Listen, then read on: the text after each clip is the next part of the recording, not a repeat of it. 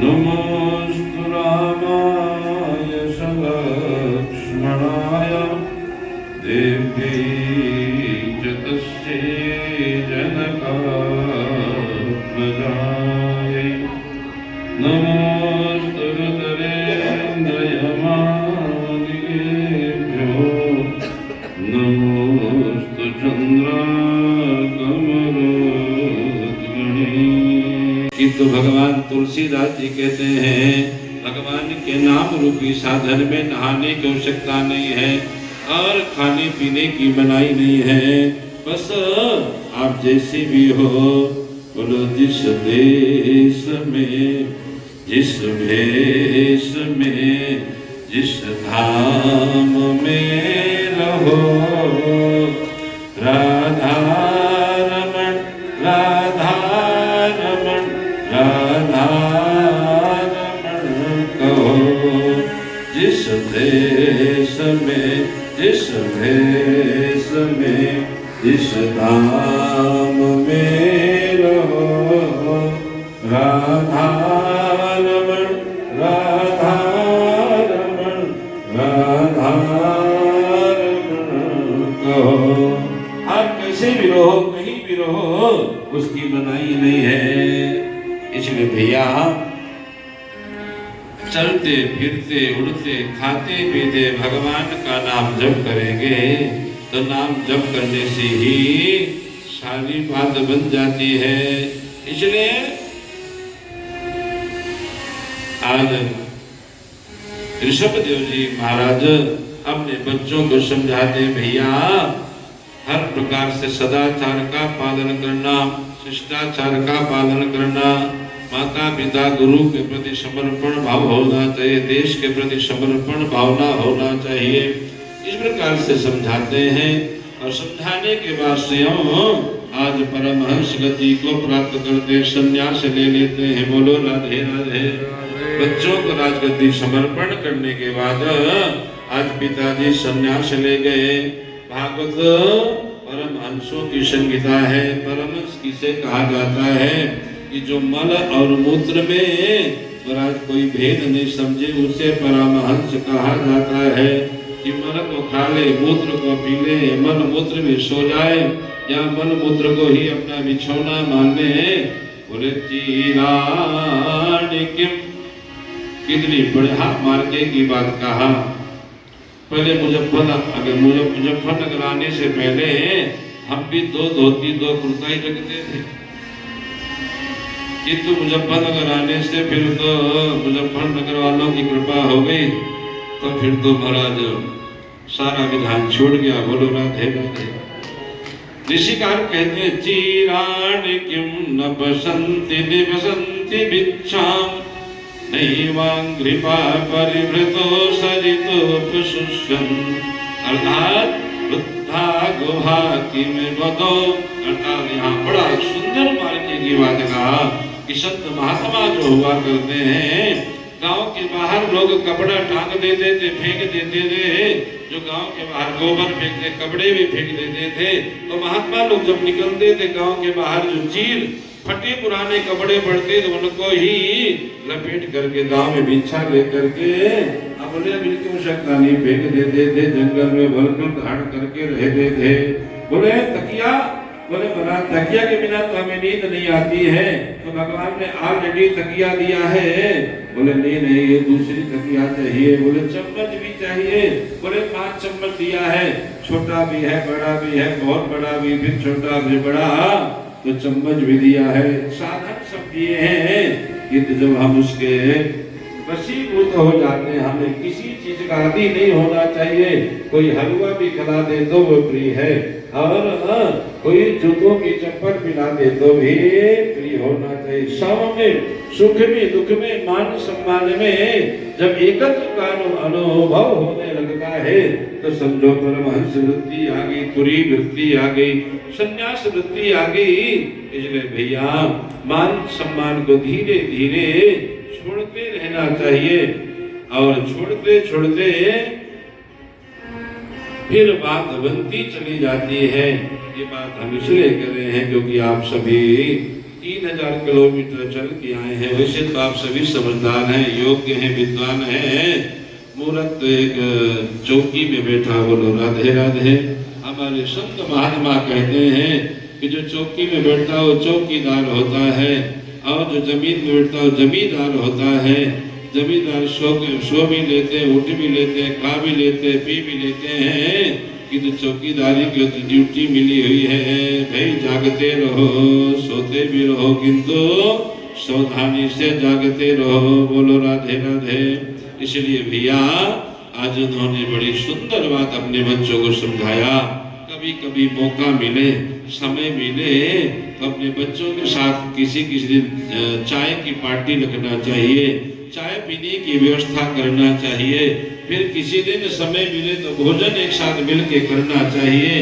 और धीरे धीरे फिर कभी मौका मिले, सुंदर इतवार का दिन हो, सायंकाल का समय हो, तो सुंदर आरती सजा करके बोले चलो भैया आज सब मिल करके हम भगवान की आरती करते हैं। तो इस प्रकार जब धीरे धीरे ऐसा प्रयोग करेंगे, साधन करेंगे, तो दिन घर ही हमारा वृंदावन बन जाएगा, घर ही काशी बन जाएगा, घर ही रामेश्वर धाम बन जाएगा।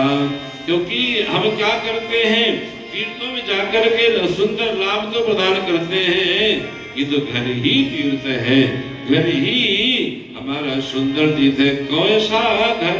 बोले जहाँ पर रोज ब्राह्मण आते हैं, जहाँ पर सौभाग्यवती माताएं सुंदर वास करती हैं, जहाँ पर भगवान का कीर्तन होता है, वो घर ही तीर्थ के समान होता है। धन्यो गृहस्थ आश्रमाः। इसलिए भैया कहने का भाव याद राजा रहो, बड़े सुंदर भाव से समझाते हैं। भरत जी बड़े भाव से समझाते हैं, भैया देखो पिताजी ने तो संन्यास ले लिया, ये तो अब हम सबको मिलकर के बड़े भाव से राज्य का लालन पालन करना है। बोलो राधे राधे, बोलो राधे राधे, बोलो राधे राधे। इस प्रकार से 9 भैयाओं ने कहा देखो भैया हमारा मन घर गृहस्थी में नहीं लगता है, हम तो पिताजी के साथ ही बाबा जी बन जाएंगे। ये 9 योगेश्वर कहलाए, कभी हरि अंतरिक्ष विप्राद इत्यादि इनकी कथा 7वें दिवस में आती है। अब भरत जी महाराज राजा राजगद्दी संभाल लिया, और मांगे भारी देते ही जल, जिस राज्य में जल की आवश्यकता होती वहां जल देते, नहीं तो आवश्यकता होती तो नहीं देते। इस प्रकार से राज्य का लालन पालन करते करते 1 अरब अर्थात 1 अरब साल निकाल दिया। अब देखो गणना जो है ना, शास्त्रीय गणना बड़ी अनोखी है। बोलो राधे राधे।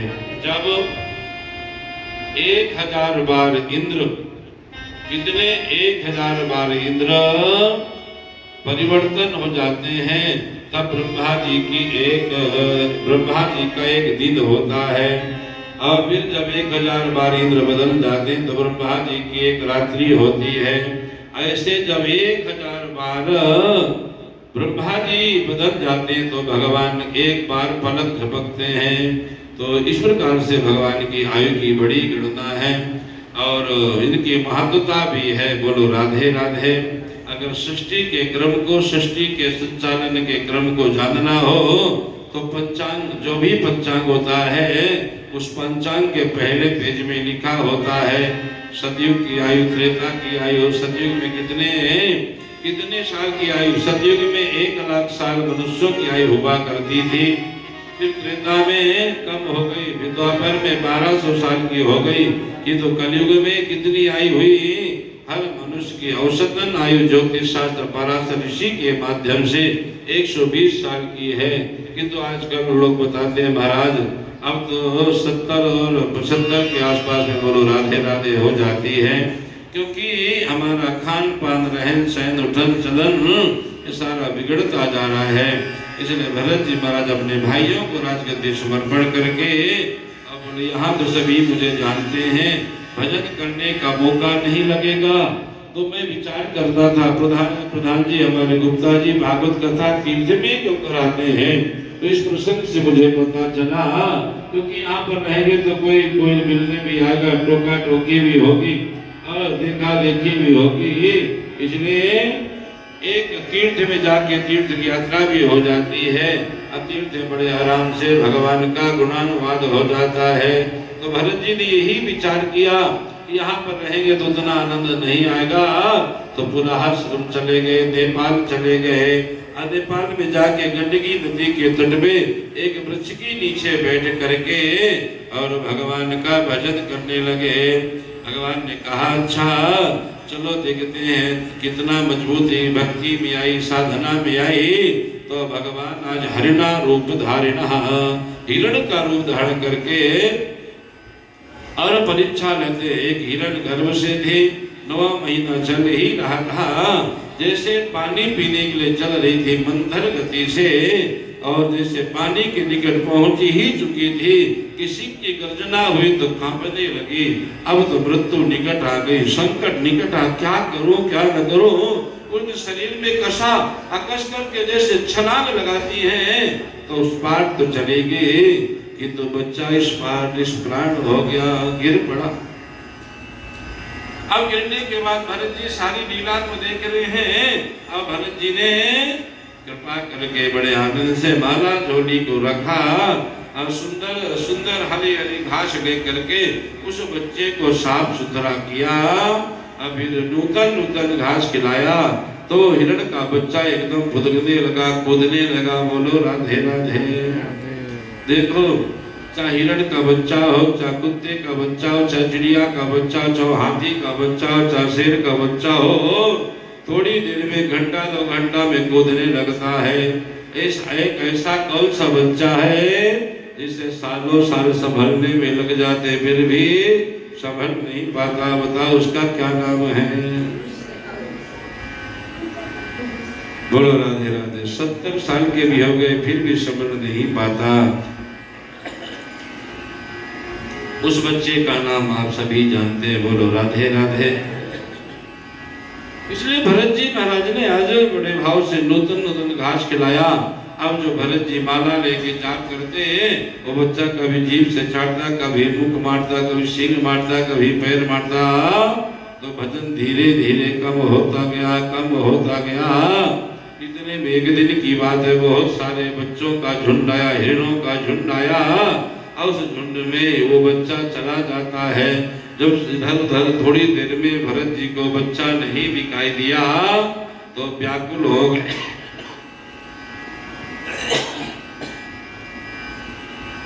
व्याकुल हो गए, रुदन करने लगे, हे सूर्य भगवान, हे चंद्र भगवान, मेरे बच्चा की रक्षा करना, रक्षा करना। इतने में ही राम राम राम हरे हरे, हरे कृष्ण कृष्ण कृष्ण हरे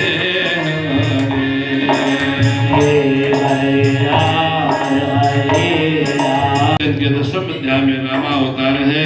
जब तक जीवन में रामचरित समझ में नहीं आएगा तब कृष्ण चरित्र हमारे हृदय में बस नहीं सकता है। इसलिए राम जी जैसे कर्म करना बहुत जरूरी है। हमने पहले दिन निवेदन किया था, राम क्या करते हैं। राम जी उठकर के प्रातः काल उठकर रघुनाथा मात पिता गुरु नावहि माता। जो राम जी के चरणों का आश्रय लेते हैं, राम जी के चरणों का चिंतन करते हैं, उनके जीवन में भगवान की कृपा से सुंदर अनुभूति की प्राप्ति होती है। इसलिए भागवत में राम जी का चरित्र बड़ा संक्षिप्त रूप से है। 10वें अध्याय में सुंदर, 2 अध्याय में सुंदर श्लोक की चर्चा करते हैं। खड़मंग नाम के राजा की अद्भुत कथा आपने सुनी ही। इनके यहाँ अज हुए, अज के यहाँ दशरथ, दशरथ के यहाँ राम जी का प्राकट हुआ। राम दशरथ जी महाराज कैसे हैं, एक तरफ दशरथ है, एक तरफ दशानन है।